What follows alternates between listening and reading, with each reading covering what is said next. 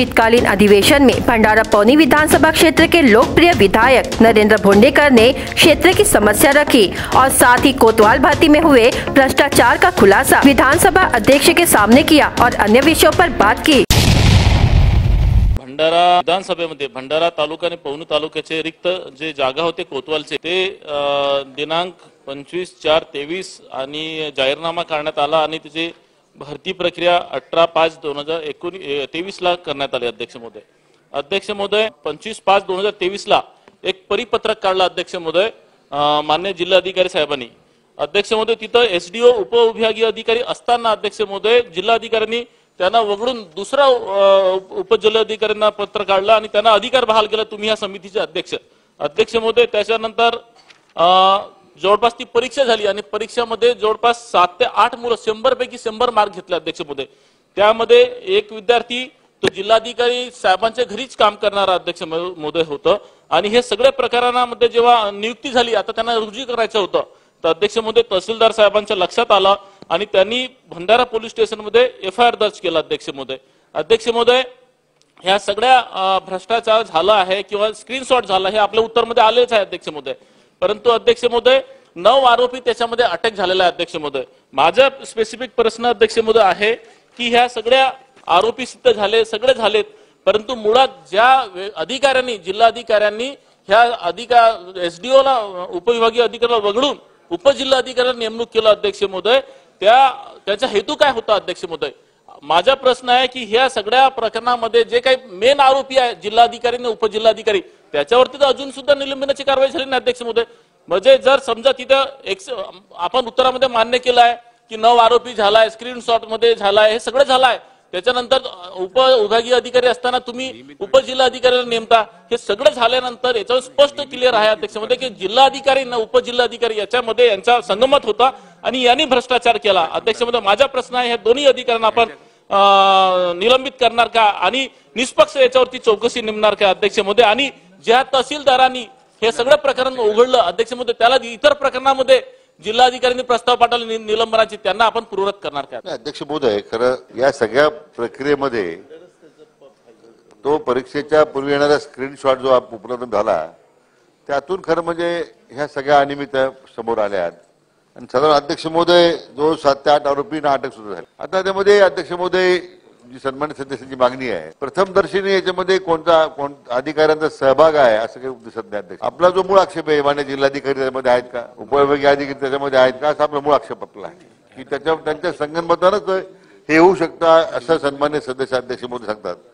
आणि अध्यक्ष महोदय म्हणजे तत्कालीन एसडीओ जे होते यांच्या विरोधात खरं म्हणजे पोलीस पाटील भरतीमध्ये अनियमितता केलं त्याच्याबद्दल ठपका ठेवण्यात आला आहे अध्यक्ष महोदय। त्यामुळे त्या ठिकाणी चौकशीला आपण अन्य उपजिल्हाधिकारी का नेमण्यात आलं, कारण पहिला जो आपण एसडीओ दिला होता त्यांच्याविरुद्ध मूळ पोलीस पाटील भरतीमध्ये त्यांच्याविरुद्ध तक्रार होती म्हणून त्यांना बदलावं लागलं, म्हणून दुसऱ्या एसडीओला अध्यक्ष महोदय आपण त्या ठिकाणी नेमण्यात आलं। आणि अध्यक्ष महोदय ही जे काही प्रकरण जे एकूण त्याच्यामध्ये अटक करण्यात जे 9 आरोपी आहेत यांना तर जामीन मिळाला आहे। सदर आरोपींच्या विरोधात दोषारोप करण्याच्या संदर्भात दाखल करण्यासंदर्भात कार्यवाही सुरू आहे। पण अध्यक्ष महोदय याच्यामध्ये जिल्हाधिकारी यांच्या निवासस्थान मध्ये काम करणाऱ्या रोजंदारी मुलांना त्या ठिकाणी 100 पैकी 100 गुण मिळतात, 96 गुण मिळतात अध्यक्ष महोदय। परंतु या बाबतीमध्ये खरं पोलीस तपासामध्ये मात्र ह्या गोष्टी आढळून आल्या नाहीत असं दिसतंय। पण आपण तरी अध्यक्ष महोदय आपण जे म्हणतात त्याप्रमाणे ज्या तहसीलदाराने प्रकार उघडकीस आणलेला आहे त्यांच्या विरुद्ध कारवाई होत असेल तर ते आपण निश्चितपणे त्यामध्ये तहसीलदाराला सगळं संरक्षण सरकारच्या माध्यमातून आपण देऊ, कारवाई उद्याला अध्यक्ष महोदय सगळी चौकशी होईपर्यंत। आणि याच्यामध्ये मग वरिष्ठ पातळीवर कोण दोषी आहेत आणखीन कोणत्या अधिकाऱ्याचा त्यामध्ये सहभाग आहे अध्यक्ष महोदय तो सुद्धा आमच्या नागपूरच्या विभागीय आयुक्तांच्या माध्यमातून त्याची चौकशी करून अध्यक्ष महोदय जर ते दोषी आढळले तर आपण निश्चितपणे कारवाई करू।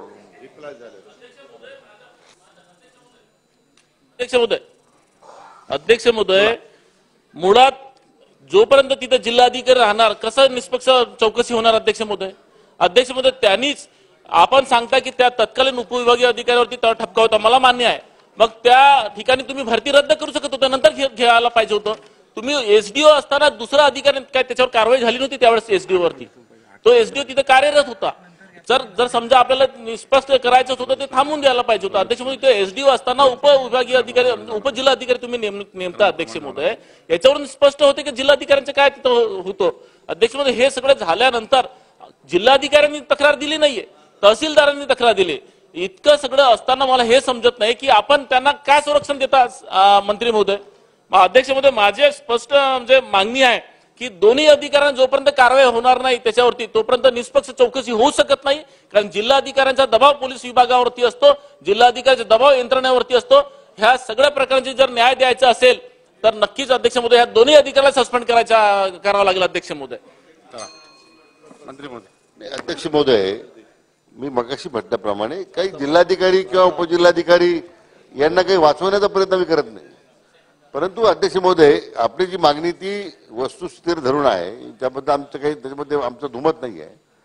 परंतु प्रत्येक अध्यक्ष महोदय चौकशीच्या पूर्वीच जर अशा पद्धतीच्या कारवाई आपण करायला लागलो तर बरंच मग त्याचा असंतोष प्रशासनामध्ये तयार होतो. उद्या आपल्याला दैनंदिन कामामध्ये मग अधिकाऱ्यांचं सहकार्य मिळत नाही. मी आपल्या खात्यात इच्छितो की विभागीय आयुक्तांना या संदर्भामध्ये तात्काळ या सगळ्या प्रकारची चौकशी करण्याच्या सूचना देण्यात येतील. अध्यक्ष महोदय, ठीक आहे, राज्य पातळीवर एक स्वतंत्र अधिकारी आपण नेमू या प्रकारामध्ये चौकशी करण्यासाठी. तशा प्रकारची विनंती आपण मुख्य सचिवांना करू, डीजीला करू. आवश्यकता असेल तर एखादा वरिष्ठ पोलीस अधिकारी त्याची नेमणूक करायची असेल ती आपण अध्यक्ष महोदय करू. पूर्ण पारदर्शकता आपण याच्यामध्ये चौकशीमध्ये राहील अशा प्रकारची खात्री मी सदस्यांना देऊ इच्छितो. चला, लक्षवेधी क्रमांक 7. भंडारा गोंदिया जिला वासियों के लिए खुशखबर है। अब आपका मनपसंद channel BS crime media news अब आपके केबल नेटवर्क पर, जी हां, अपने केबल नेटवर्क के एशियन चैनल नंबर 13 पर उपलब्ध है। BS क्राइम मीडिया न्यूज पर खेल, राजनीति, क्राइम, साहित्य व अन्य खबरें प्रकाशित की जाती है। हमारे साथ जुड़ने के लिए तथा हमारे चैनल में खबरें, विज्ञापन आदि के लिए संपर्क करें 8669151757 पर।